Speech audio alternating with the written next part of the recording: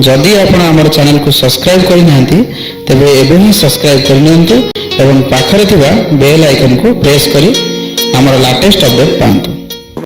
Hi friends, मु शेखर पुणी एक नूतन अध्याय को आपको स्वागत।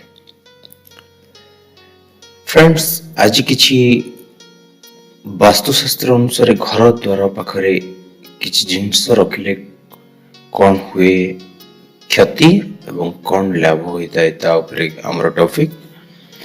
वास्तुशास्त्र अनुसार घर द्वार पाखरे ई पांचटी जिनिस रखंतु नाही।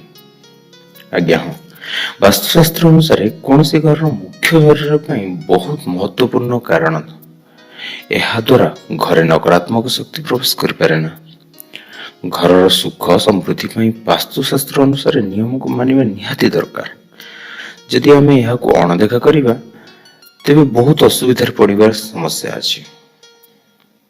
वास्तुशास्त्र अनुसार घर मुख्य द्वार खोलिबा समय शब्द न हेबा दरकार। घर मुख्य द्वार खोलिबा समय शब्द करबा द्वारा घर ऊपर अशुभ फल पड़े। तेणु एमिति शब्द हेले निश्चिंत ताकू सजाड़ी दियंतु। द्वितीयत, घर मुख्य द्वार भीतर खोलिबा दरकार। कहीं ना आपंकर जदि घर मुख्य द्वार बाहर को खोलू थाए ताले आपंकर यह अशुभ अटे। तेणुक सब सदा सर्वदा आप मन रखु घर मुख्य द्वार भीतर पट को खोलिबा दरकार। आपंकर कबाट बाहर पटू खोलिबा अशुभ मन जाए। घर कबाट खोलिबा बेले चट्टाण रे घसी हुई कबाट खोलिबा वास्तुशास्त्र अनुसार अशुभ मन जाए। वास्तुशास्त्र अनुसार घर मुख्य द्वार वृक्ष छाया पड़िबा अशुभ हुए। यह द्वारा धन हानि होता है। कबाट पाखे डस्टबिन रखा अशुभ। तेणु घर मुख्य द्वार अलिया पकेबा शुभ नुहे। तेणुक सफा कर दिंतु।